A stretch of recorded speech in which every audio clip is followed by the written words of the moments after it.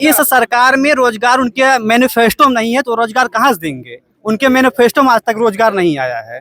रोजगार का मुद्दा उनके मैनिफेस्टो में नहीं, कहाँ से रोजगार। और रोजगार के मामले में तो एकदम ही सरकार विगत जो भी सरकारें आई उनसे बहुत ही निकम्मा काम किया इन्होंने। अच्छा जी सर। अब सरकार बदलने की बारी है तो कुल मिला जुला करके वोट करें और सरकार बदलें जो स्टूडेंट के लिए अच्छा है। और यहाँ पर सभी समुदाय स्टूडेंट हैं तो हम लोग एजुकेशन से संबंधित रहेंगे हमेशा। ठीक है, मुख्य मुद्दा बेरोजगारी है, अनएम्प्लॉयमेंट बस है हम लोगों के लिए और हम लोग ही भविष्य हैं। सिर्फ युवाओं के विरोध में ही हर काम किया अभी तक। युवाओं की कोई सुनवाई नहीं। इस सरकार में युवाओं की कोई सुनवाई नहीं है। जैसे अभी जितनी भी भर्ती दोस्तों, target with PS Parihar channel में आपका स्वागत है। आइए शुरू करते हैं और देख लेते हैं कि आज के समाचार पत्रों में विद्यार्थी जीवन से संबंधित कौन कौन सी सूचनाएं। चलिए शुरू करते हैं। बात करते हैं सबसे पहले उत्तर प्रदेश लोक सेवा आयोग की। और उत्तर प्रदेश लोक सेवा आयोग ने कल जो परीक्षा कैलेंडर जारी किया था उसको लेकर के आज के समाचार पत्रों में काफी सूचनाएं दी गई हैं। जैसे यहाँ पर लिखा है कि यूपीपीएससी ने जारी किया वर्ष 2024 का संशोधित कैलेंडर। 6 माह में होंगी 12 परीक्षाएं। मैंने थंबनेल में लिखा भी है, कल के वीडियो मैंने बताया था कि जब उत्तर प्रदेश सरकार और केंद्र सरकार सबकी किरकिरी हो गई और उत्तर प्रदेश में एनडीए सरकार को बहुत बड़ी हार मिली, आधी से ज्यादा सीट हैं वो हार गए, उसके बाद में लोक सेवा आयोग ने परीक्षा कैलेंडर जारी किया है। मैंने कल इसको लेकर के पोस्ट भी किया था कि अगर ये परीक्षाओं की जो तारीखें हैं वो पहले जारी हो जाती, अगर पुलिस भर्ती प्रोन्नत बोर्ड की जो परीक्षा है उसकी तारीख पहले घोषित हो जाती, यूपी ट्रिपल एससी की भर्तियों की जो लेट लतीफ़ी चल रही है या जो शिक्षा सेवा चयन आयोग को लेकर के जो लेट लतीफ़ी हुई उसका भी इस हार में बहुत बड़ा योगदान है, सबसे बड़ा योगदान है। और एक तो लोक सेवा आयोग का पेपर लीक हो गया, उसके बाद में इन्होंने अपना संशोधित परीक्षा कैलेंडर जारी नहीं किया। दो बहुत बड़ी गड़बड़ियां रही। आपको पता होगा कि बहुत सारे जो विद्यार्थी हैं वो उत्तर प्रदेश में प्रतियोगी छात्र हैं।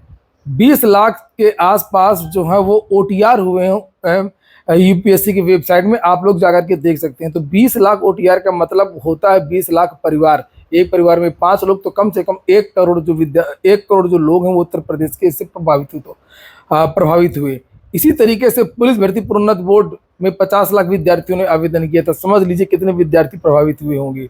और इसी तरीके से यूपी ट्रिपल एससी में 40-45 लाख तक कभी कभी चला जाता है पीटी में रजिस्ट्रेशन। तो समझ लीजिए कितने विद्यार्थी प्रभावित हुए। और ये जो मुद्दा रहा वो बहुत बड़ा मुद्दा रहा। बीजेपी को फिर से सोचने की आवश्यकता है। और जो लुटिया डूबी एनडीए की और बीजेपी की, उसमें इन भर्ती संस्थाओं का सबसे बड़ा योगदान है। भर्ती संस्थाओं का योगदान है, लेकिन वो भी किसी के कहने पे चलती हैं। शिक्षा सेवा चयन आयोग का गठन इतनी देर में क्यों हुआ? उत्तर प्रदेश सरकार की खुद की गलती है, आयोग को क्या कहा जाए। तो खैर देख लीजिए, यहाँ पर लिखा है उत्तर प्रदेश लोक सेवा आयोग ने वर्ष 2024 का संशोधित परीक्षा कैलेंडर जारी कर दिया है। सम्मिलित राज्य प्रवर अधीनस्थ सेवा प्रारंभिक परीक्षा 27 अक्टूबर और आरओए, और ये सारी की जो सारी न्यूज वो मैं कल ही दे चुका हूँ आपको एक दिन पहले, और ये आज के समाचार पत्रों में जानकारी दी गई है। और देख सकते हैं आप लोग, इन्होंने इसमें एलटी के बारे में कोई भी जानकारी नहीं दी है कि एलटी ग्रेड का जो विज्ञापन वो कब तक आएगा, इसकी परीक्षा कब तक होगी। अर्हता विवाद उत्तर प्रदेश सरकार 5 साल से क्लियर नहीं कर पाई है। और जो प्रवक्ता का अर्हता विवाद, खंड शिक्षा अधिकारी का अर्हता विवाद और यही भर्ती की नियमावली, बहुत सारी भर्तियां नियमावली अर्हता नए आयोग में फंसी हुई हैं। और उम्मीद है कि अब उत्तर प्रदेश सरकार की आंखें खुलेंगी और अब वो अपनी कार्य प्रणाली में बदलाव करेगी। यहाँ पर आप देख सकते हैं ये जो जनादेश आया है 2024 का, एनडीए की सरकार तो बन रही है, मैंने कहा भी था कि यही है, लेकिन इनको सीट बहुत कम मिलेगी।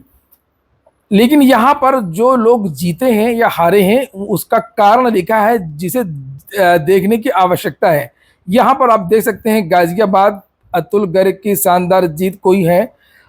ज़्यादातर में यही लिखा है बेरोजगारी के मुद्दे को का युवाओं में असर दिखा है।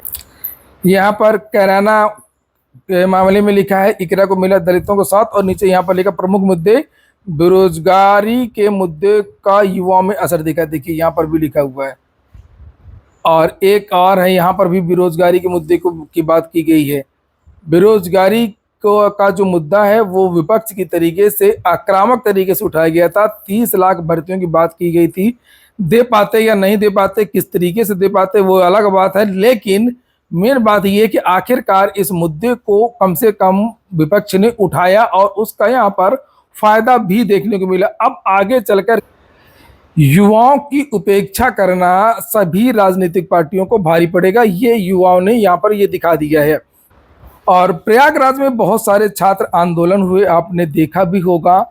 और प्रयागराज से भी जो एनडीए गठबंधन है वो हार गया है इलाहाबाद से, और इलाहाबाद से जो जीत हुई है ये कांग्रेस के प्रत्याशी उज्जवल रमण की जीत हुई है यहाँ पर 40 साल बाद।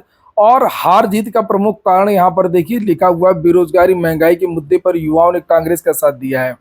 और प्रयागराज की एक दूसरी सीट है फूलपुर, उसके बारे में भी यहाँ पर लिखा हुआ है, लेकिन बहुत ही कम वोटों से बीजेपी की यहाँ पर जीत हुई है। यहाँ पर देख सकते हैं आप लोग 4,46,596 मिले विपक्ष को और भाजपा को मिले 4,51,000, लगभग 5,000 वोटों से जीत हुई है। और राहुल गांधी की भी दोनों सीटों से जीत हुई है। और यहाँ पर लिखा हुआ है कि जो प्रमुख असर हुआ है बेरोजगारी और महंगाई का मुद्दा। समाचार पत्रों में बहुत सारी संपादकीय भी लिखी है कि बेरोजगारी और अग्निवीर के सवाल को छुआ मन। सपा कांग्रेस ने रैलियों में अग्निवीर योजना पर सरकार को घेरा, कई साल से भर्तियां नहीं निकलने से निराशा में युवा और परिजन। बहुत साल से भर्तियां नहीं निकली थी, खासतौर से प्राथमिक शिक्षक भर्ती, एलटी ग्रेड शिक्षक भर्ती। और यहाँ पर लिखा कि सीबीआई जांच जो रुक गई लोक सेवा आयोग की, तो इससे भी छात्र जो है उनका मन टूट गया और समझ गए उत्तर प्रदेश सरकार को और भाजपा सरकार को। ये लिखा है, उत्तर प्रदेश लोक सेवा आयोग में भ्रष्टाचार की सीबीआई जांच तो 2017 में शुरू हुई, लेकिन दोषियों को सजा न मिलना युवाओं के दिल में कसक छोड़ गया। और यही नहीं, प्राथमिक से लेकर के उच्च शिक्षा में भर्ती के लिए उत्तर प्रदेश शिक्षा सेवा चयन आयोग के गठन में 7 साल लग गए, लेकिन यह संस्था अब तक अस्तित्व में नहीं आ सकी है। इसके चलते परिषदीय प्राथमिक स्कूलों में 2018 के बाद से भर्ती शुरू नहीं हो पाई है, जबकि सर्वाधिक भर्ती प्राथमिक में होती है। राजकीय स्कूलों में 2018 के बाद से भर्तियां नहीं हुई। ये देखिए बड़ा अच्छा लिखा है, 2020 में प्रवक्ता की भर्ती शुरू नहीं हुई। पिछले 6 साल से समकक्ष अर्हता ही तय नहीं हो सकी है। भर्ती आयोगों की सुस्त चाल युवाओं की उम्मीदों पर पानी फेरती दिखाई पड़ती है। और यही नहीं, रोजगार पैदा करने के लिए औद्योगिकरण के प्रयास भी जमीनी हकीकत में नहीं बदल सके। इन्वेस्टर्स समिट के नाम पर करोड़ों रुपए के निवेश की बातें तो हुई, लेकिन उसके बावजूद 2 जून की रोटी की तलाश में बेरोजगारों का दूसरे राज्यों में पलायन न रुकना औद्योगिकरण के प्रयासों पर भी सवाल उठाता नजर आता। और यहाँ पर ये तो है ही है, जो यहाँ पर लोक सेवा आयोग और नए आयोग की बात की गई है। और यहाँ पर जो लिखा नहीं है, एक छुपा हुआ UPSSC सबसे खतरनाक, जिसने सबसे ज्यादा छात्रों को बर्बाद किया है, वो उत्तर प्रदेश अधीनस्थ सेवा चयन आयोग, जिसने 10-10 साल से भर्तियां रोक करके रखी हैं।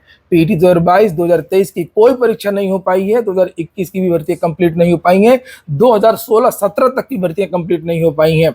और ये जो आयोग वो विद्यार्थियों को इतना ज्यादा आक्रोशित करता है, आक्रोशित होने के कई कारण है UPSSC के। एक तो ये कि UPSSC अपना वार्षिक कैलेंडर जारी नहीं करता, बताता ही नहीं है कि हम किस भर्ती का विज्ञापन कब जारी करेंगे तो कब परीक्षा कराएंगे। तो आप समझ गए होंगे, मैंने बहुत सारे वीडियोस बनाए चुनाव के दौरान, मैं बहुत सारे छात्रों के बीच में भी गया और आपने देखा भी होगा, सारे छात्रों को यही कहना था कि सरकार तो ठीक है लेकिन रोजगार के क्षेत्र में सबसे बेकार है। पेपर लीक की बात कर लेते हैं थोड़ा सा। लिखा, पेपर लीक में फरार सुभाष प्रकाश ने भी दी थी परीक्षा, ये पता चला है। लोक सेवा आयोग की ओर से आयोजित RO-ARO की परीक्षा का पेपर लीक करने के आरोप में फरार सुभाष प्रकाश ने भी अफसर बनने का सपना देखा था और उसी ने मध्य प्रदेश से पेपर लीक कराया था। खुद वाराणसी जाकर के पेपर दिया था। सुभाष प्रकाश को पेपर कहां से मिला, इसकी जांच अब STF कर रही है। इस रहस्य से पर्दा नहीं उठ पा रहा है। सुभाष की गिरफ्तारी के बाद ही पता चलेगा कि पेपर कैसे और किसने आउट कराया था।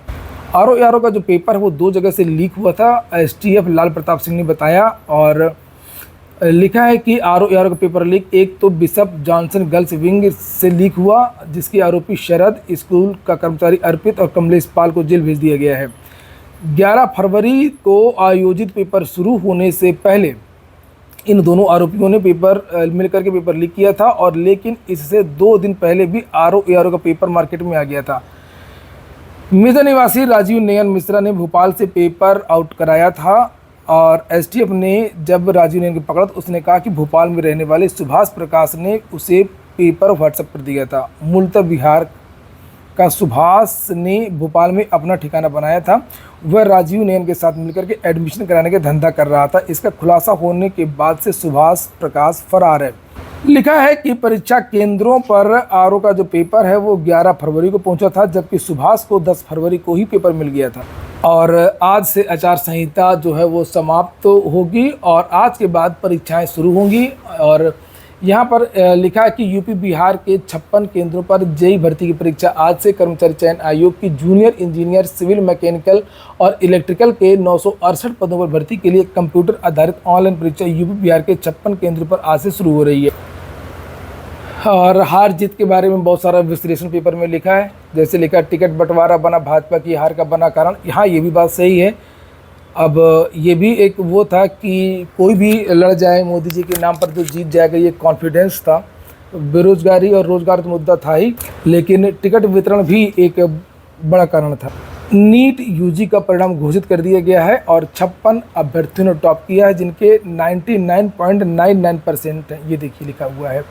उत्तर प्रदेश से सर्वाधिक 11.65 लाख विद्यार्थियों ने परीक्षा उत्तीर्ण की। पीएम मोदी का एक बयान भी है कि एनडीए के इस कार्यकाल में देश कई बड़े और उत्तम फैसलों का नया अध्याय लिखेगा, प्रधानमंत्री। और यहाँ पर लिखा है, यह लोकतंत्र और संविधान में भरोसे की जीत है।